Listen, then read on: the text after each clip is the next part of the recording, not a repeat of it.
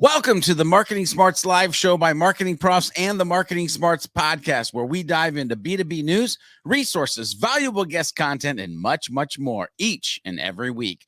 If you're a B2B marketer looking for a place to learn, keep up to date, and have some fun along the way, then grab a beverage, a notepad, or at least some style of writing utensil, and welcome to the show. Guess what? It's not just you. A lot of B2B content makes even content experts like myself and other folks fall asleep. That's right. It is a snooze fest. 98% of B2B content I run across is very boring. It's all made up of cliches and facts. And to be completely honest, it's tiresome. Those cliches and facts can only take your brand so far, especially on social media. I mean, it is social media. If engagement is the goal, your content needs to be a balance of acquisition and retention strategies, or what this week's guest Brooke calls breadth and depth. Is that a bit of a tease for you? Well, hello to all my Marketing Smarts live viewers today. I'm super excited to bring you episode 26 of the Marketing Smarts live show.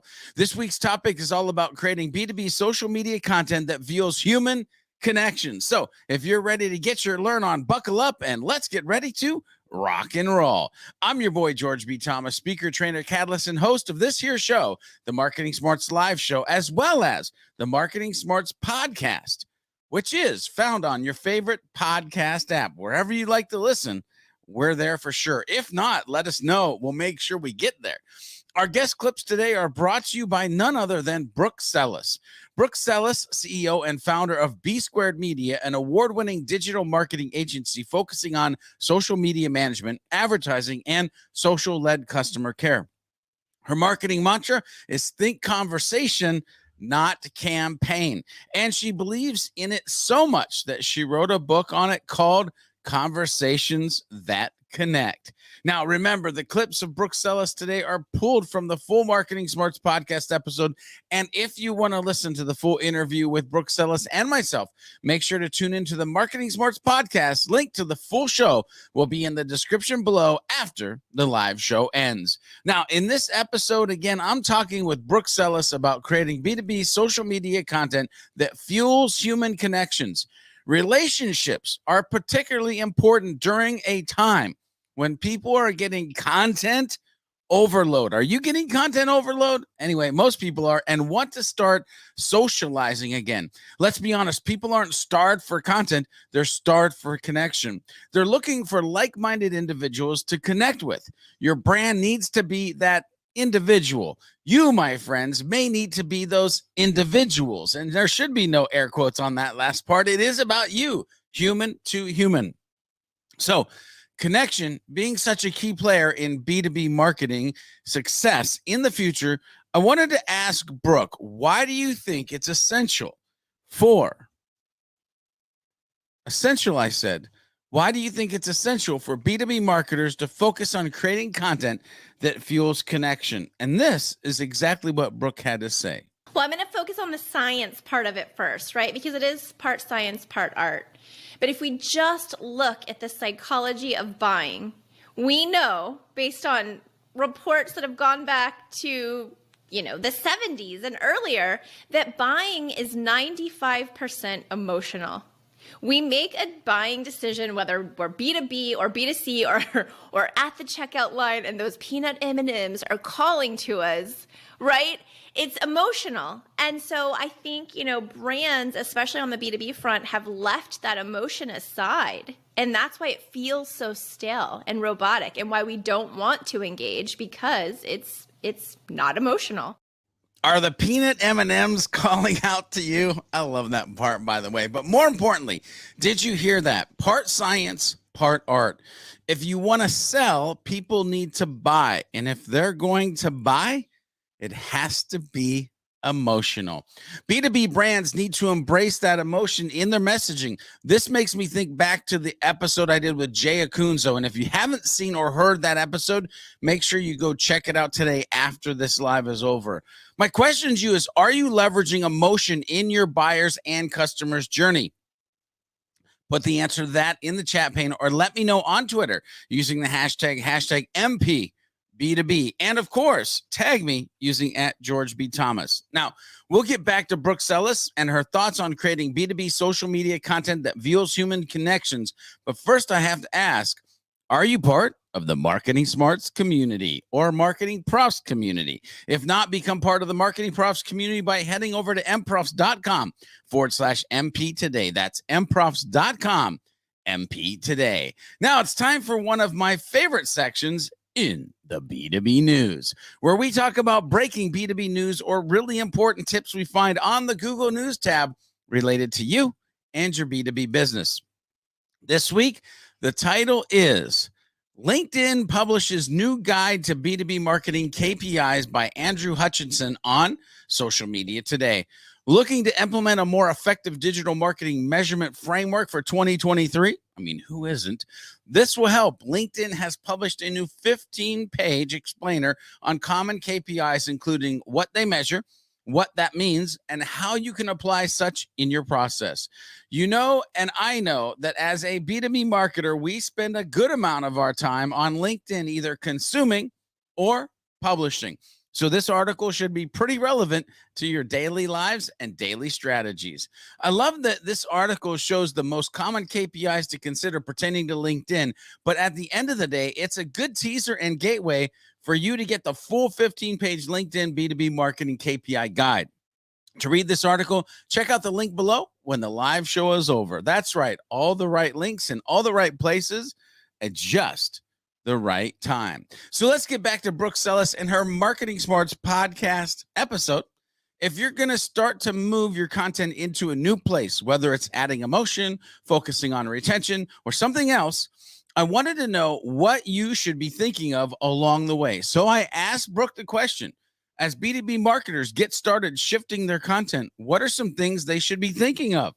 And of course, you know, she had some thoughts for you. One of the biggest things I think I would recommend is, as I was writing the book, I was talking to our customer care clients, and I just, on a whim, decided to ask all of them, how much of your social chatter do you think is acquisition versus retention? Meaning, how many people are asking you, questions as they're thinking about buying your product and becoming a customer, and how many have already become a customer and are coming to your social channels for support? And across the board, they all said that they thought acquisition, or that pre-purchase, would be 0 to 5%. So we studied it. We literally labeled every single incoming conversation as acquisition or retention for all of our customer care clients. And guess what we found? All of them had at least 20% acquisition chatter happening on their pages. One of our big global tech brands, who has, probably like about 12 product lines, of 4 of the product lines had over 60% acquisition. Month over month, one of the lines had 80% acquisition. So we were able to take those frequently asked questions back to the sales team and say, where is this information? How are you answering these questions? And lo and behold, they didn't have nurture content for those types of questions. So now we're creating that content. So again, these conversations, whether they're reactive, they're coming to you, or they're proactive, you're asking questions through your social content. That data changes the game, the whole game. So now, just to give a quick note, we're putting MSRP amounts to these conversations. And I can say that 80% acquisition conversation in July equaled about $1 million in product. Now, what if we turned around and we're answering those FAQs, we're answering those questions, but we're also saying something like, hey, George, yes, absolutely, that printer is Alexa compatible. Here's a quick video on how that works. And if you buy within the next 48 hours, here's a promo code for free shipping. What's going to happen then? Are we going to start to attribute revenue to organic social media efforts? Yes, we are, because we already are doing that. And guess what happens then? The C-suite starts to pay attention and notice the value of organic social. Did $1 million tickle your ears in that last segment? It did mine. But the interesting thing that I pulled out of this was the FAQs, answering the FAQs, and the power of that on our social media channels. I have to ask, are you getting success from organic social? Are you answering the questions of the humans you serve? And are they looking for ways to connect? Because they fundamentally know that you're there waiting to connect and take care of them. An important piece there. I sure hope so, but if not, keep watching as we'll dig in even deeper shortly. We'll get back to Brooke Sellas in a few minutes, but first, it's time for some dope B2B learnings from the vault of MarketingProfs articles. That's right, it's time to dig into the treasure trove of valuable information and pull out 2 pieces of gold to help you be a better B2B marketer.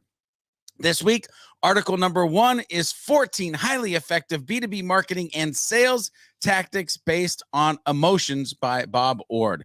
For a long time, B2B marketers assumed that business decisions were based primarily on rational motivations and that emotion was exclusive territory for, you guessed it, B2C marketers. However, it's becoming increasingly apparent that emotion plays an important role in B2B as well. Emotion and reason are 2 human traits that together, sometimes in agreement, but sometimes in conflict, lead to decisions. It's not one or the other. It's not black or white. According to behavioral scientist and Nobel Prize winner Daniel, people have 2 modes of thinking for making decisions. Want to learn more? Link in the description below. Article number 2 this week, how to make sure your social media strategy succeeds. Take a cross-discipline approach by Lawrence Minsky and Keith Quesenberry. Hopefully, Keith, I said that right. If not, if you go to the B2B forum and you see me, just let me know. But here's the deal. Social media is now a mature practice. Yes, it is. And to the success, it is integral to the success of virtually every B2B organization. But although other key marketing communication disciplines have clear owners, advertising is responsible for paid, public relations, and earned, and marketing for owned. Social media doesn't have one, or does it in your organization? I'm super curious. But across the board, it gets a little dicey. The key responsibilities fall to one of those 3 or to one of many other organizational functions in various departments or performed by an outside firm, including corporate communications, sales, human resources, and customer service. As you can see, maybe it's everybody and anybody, which makes it a little bit muddy and convoluted, but all of those departments have specific but strategically different reasons to be on social media. Want to keep learning more? If so, check out the links in the description below after the live show to get access to both amazing MarketingProfs articles. All right, back to Brooke Sellas. Let's dive back into this conversation of creating B2B social media content that fuels human connections. One of the things I like to do on this show and on the Marketing Smarts podcast is to try to remove any potholes, hurdles, the things that might get in your way. So I had to ask Brooke, what are some of the hurdles you'd want to warn the Marketing Smarts audience about as they set out on this new focus for their conversational content? And here's what Brooke had to share. Yeah, I think, the unfortunate answer there is 2 parts. One, it's not if you're going to face a troll with your brand, it's when. So I would put together a troll policy so that you're prepared for when that happens, because it will. Because part of what we're talking about with these conversations and asking for and soliciting opinions and feelings means opening yourself up. And you used the word earlier, George, of being vulnerable. And you can't get to depth, you can't get to the middle of that onion without being vulnerable.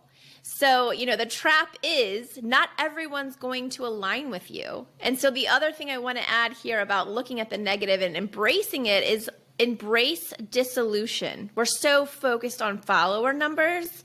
Dissolution, when you're aligning your audience and their core values with your brand and your brand core values, is a good thing. It's actually needed to get to the audience who aligns with you the best. Think about Patagonia and how stark raving their fans are.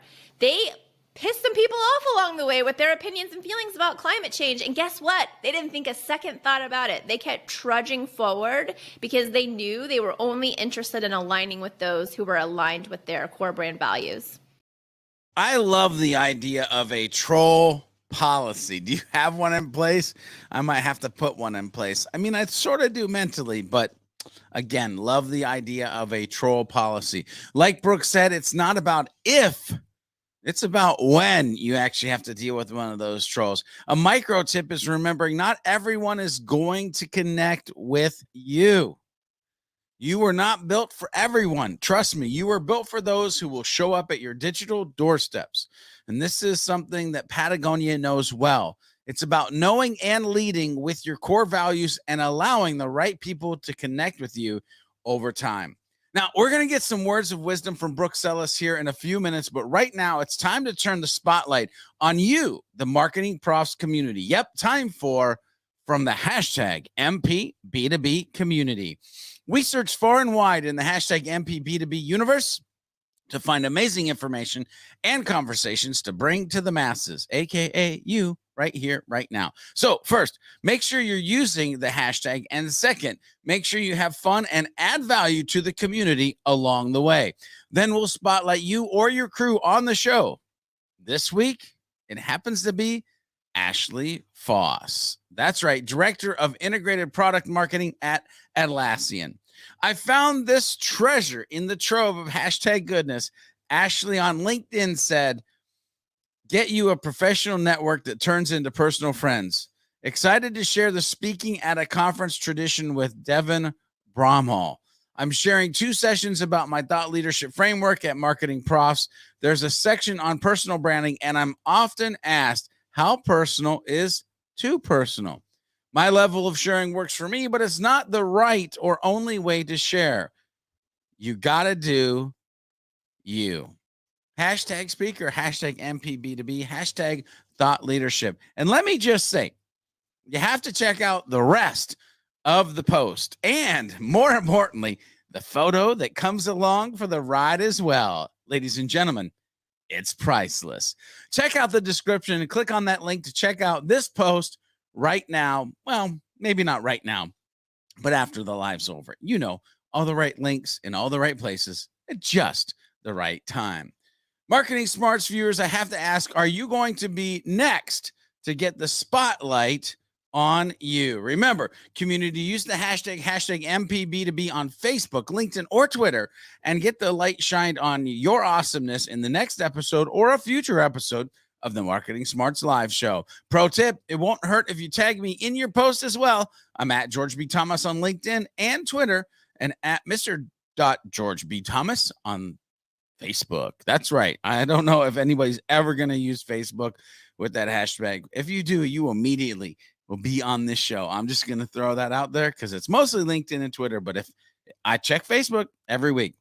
All right, anyway, enough shenanigans. Let's kick it back to Brooke Sellas and some words of wisdom around the topic of creating B2B social media content that fuels the important part of what we're talking about today, human connections. Here's what Brooke Sellas wanted to leave us with as her words of wisdom.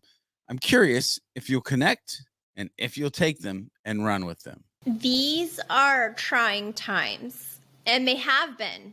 From, depending on who you are and how you feel, these have been trying times from anywhere from the past 2 to 6-ish years, right? And they're getting even more trying. We're going through more trials and tribulations. And again, going back to the psychology, putting yourself in the consumer's shoes, people aren't starved for content. They're starved for connection. They're looking for like-minded individuals to connect with. Your brand needs to be that individual. I'm saying individual in air quotes because obviously, it's not an individual. But our motto at B Squared is think conversation, not campaign. And I really mean that. And I really want everyone to embrace that because we're constantly upping content marketing budgets and pumping out more content, but people aren't starved for content. They want connection. How can you make those connections happen? Are you offering connection? Are you thinking conversation or campaign? Is everything a tactic or strategy, or are you really focused on being human in your B2B marketing efforts? Be human. Man, I love this episode. Have you enjoyed today's journey? Let us know. Use that hashtag MPB2B on whatever platform you're joining us on. It's time, ladies and gentlemen. That's right. Time flies when you're having fun. Head to the description below. Click on the link to the full Marketing Smarts podcast with Brooke Sellas and keep on learning more about creating B2B social media content that fuels human connections for your business. Remember, these were just a few clips of the original Marketing Smarts podcast interview. And if you got value out of today's show, hit that like, or better yet, share it with a friend or colleague. To keep learning more, hit that subscribe or watch additional Marketing Prof videos on your favorite social channel, or head over to our YouTube channel if you're not there yet. Or you can go tune into the original Marketing Smarts podcast episode on your favorite podcast app. Don't forget to become part of the Marketing Profs community by heading over to mprofs.com/MP today. And as always, remember to be a happy, helpful, humble B2B marketing human. And we'll see you on the next episode of the Marketing Smarts Live Show next week.